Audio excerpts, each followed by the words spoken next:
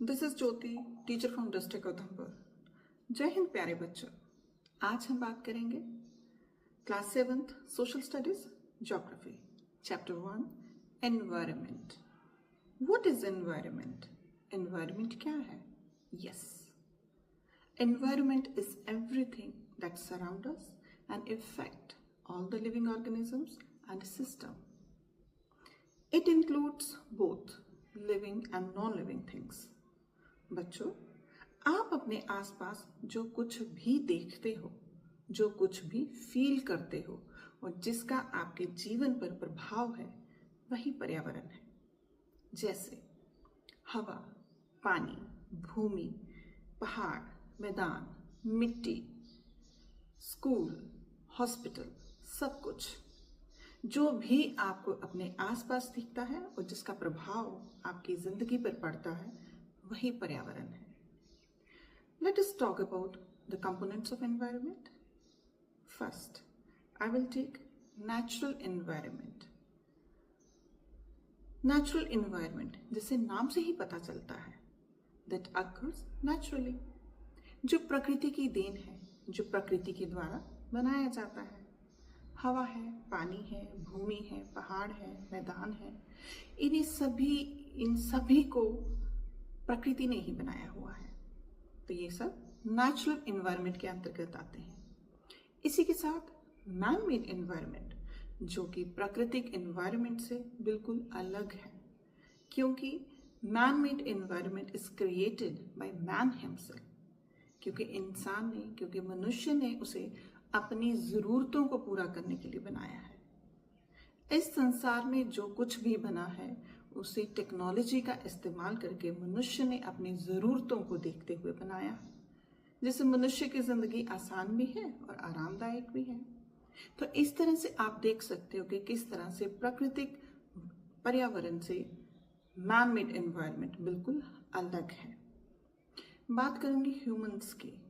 Humans भी इसी में है, क्योंकि किसी ना किसी तरीके से हम लोग, चाहे लिविंग थिंग्स हैं चाहे नॉन लिविंग थिंग्स हैं, एक दूसरे पर डिपेंड है, एक दूसरे से इंटरैक्ट करते हैं, एक दूसरे के बिना अधूरे हैं। तो चाहे फैमिलीज हैं, चाहे इंडिविजुअल हैं, चाहे कम्युनिटी है, रिलीजन है, एजुकेशन है, इकोनॉमिक्स है, पॉलिटिक्स है, हर एक एस्पेक्ट किसी ना किसी तरीके से एक दूसरे के साथ जुड़ा हुआ है और एक दूसरे पे डिपेंड है। तो यही इन्वायरमेंट है, और ये इन्वायरमेंट हम सब के लिए बहुत इम्पॉर्टेंट है। क्यों? क्योंकि जितने भी इम्पॉर्टेंट एलिमेंट्स हैं हमारे सर्वाइवल के लिए, वो सभी के सभी हमें इन्वायरमेंट ही प्रोवाइड करता है। आगे मैं बात करूंगी domains of environment. A major part of the earth where life exist.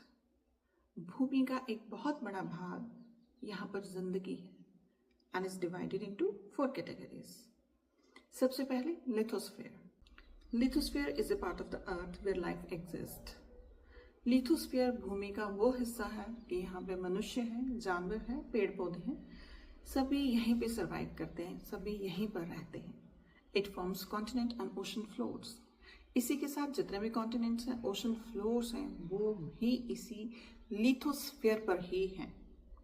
Plant grows in soil, humans making houses, dams, roads, bridges, ये जितना भी कुछ है, जितनी भी कंस्ट्रक्शन जो इंसान कर रहा है, वो भी यहीं पर पॉसिबल है।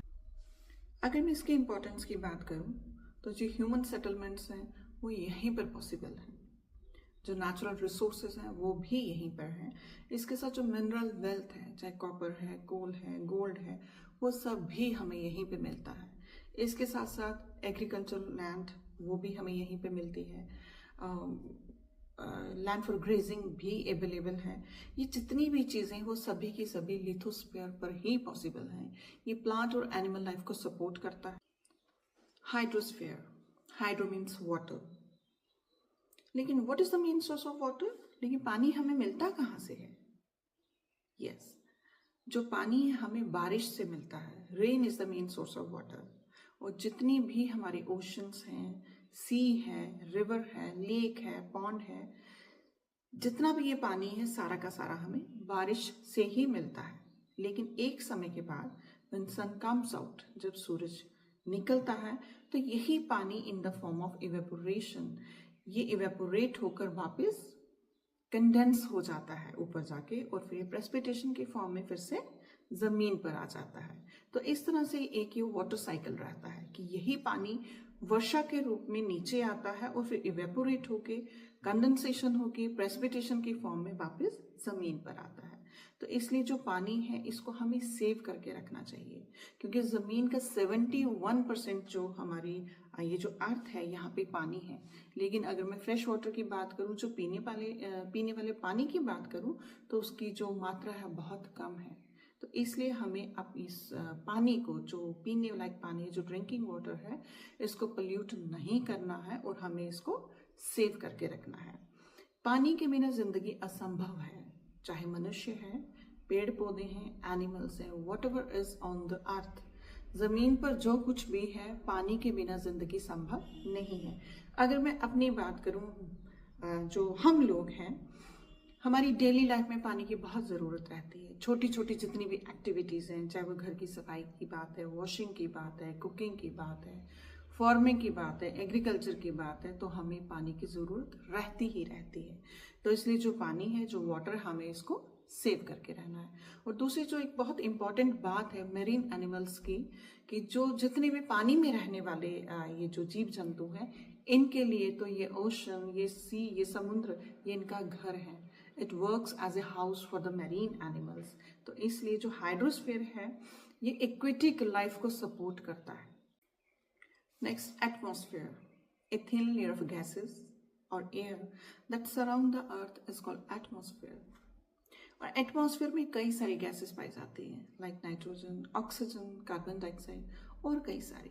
और अगर मैं ऑक्सीजन की बात करूं तो ऑक्सीजन हम सब के लिए बहुत इंपॉर्टेंट है, क्योंकि बिना ऑक्सीजन के इस पृथ्वी पर जिंदगी पॉसिबल नहीं है। And we get oxygen from the atmosphere. और ये ऑक्सीजन हमें यहीं पे मिलता है। इसके साथ साथ जितने भी वेदर फिनोमेना होते हैं, चाहे धूप है, छाया है, क्लाउड्स हैं, बारिश है, विंड है, कुछ भी है, सभी के सभी weather phenomena they all take place in this atmosphere. और ये जो एटमॉस्फेयर है ये प्लांट एंड एनिमल लाइफ को सपोर्ट करता है। इसी के साथ साथ जितनी भी हार्मफुल रेज हैं, जो अल्ट्रावायलेट रेडिएशंस हैं, उनसे भी हमें बचाता है। ये रेडिएशन ज़मीन पर नहीं पहुंच पाती हैं, कि जिसकी वजह से कई सारे जो स्किन डिजीजेज हैं वो हमें नहीं हो पाते हैं। The last one is the biosphere, the zone of earth where land, air, water work together to support life. कि यहाँ पे ये सभी इकट्ठे मिलकर काम करते हैं और लाइफ को सपोर्ट करते हैं। जितने भी लिविंग ऑर्गेनिजम्स हैं वो सभी के सभी यहीं एग्जिस्ट करते हैं। तो इस तरह से हम कह सकते हैं कि biosphere is that part of the earth where life exist, where is ecosystem where all the living organisms stay together and interact with the surroundings. Ecosystem is the relationship between the living things and their environment. Last, I will take human environment. Human environment means man interacts with the nature and changes the nature according to the needs. कि जब मनुष्य अपनी ज़रूरतों को पूरा करने के लिए पर्यावरण में कुछ बदलाव लेके आता है, और कई सारे ऐसे बदलाव हैं कि जिसका हमारे पर्यावरण पर कुछ अच्छा इफेक्ट पड़ा है और कुछ नेगेटिव इफेक्ट पड़ा है।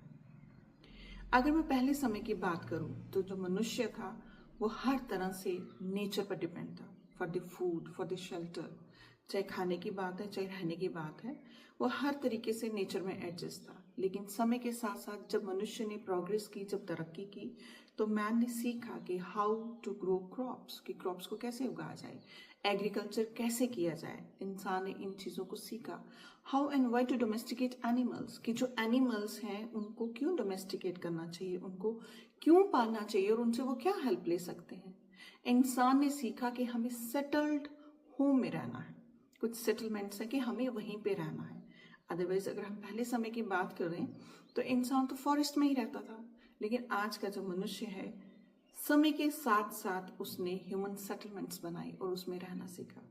और आज का दौर तो इंडस्ट्रियलाइजेशन का है। मनुष्य ने बहुत ज़्यादा तरक्की कर ली है।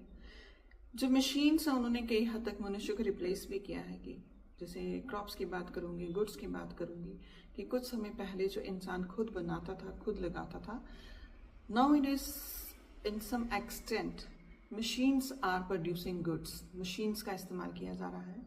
जो कम्युनिकेशन पहले इतना लोगों से कनेक्ट नहीं हो पाते थे लोग, आज कम्युनिकेशन काफ़ी ईजियर हो गया है।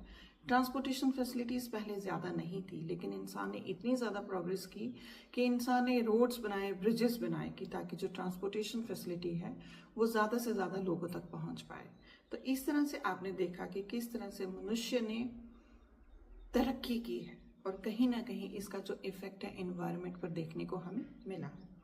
इसलिए अंत में मैं यही कहना चाहूँगी कि we should protect our environment, कि हमें जो अपना इन्वायरमेंट है उसको बचाना है, जो वाटर है उसको सेव करना है, और अपने जो एटमॉस्फेयर है उसको पोल्यूट नहीं करना है।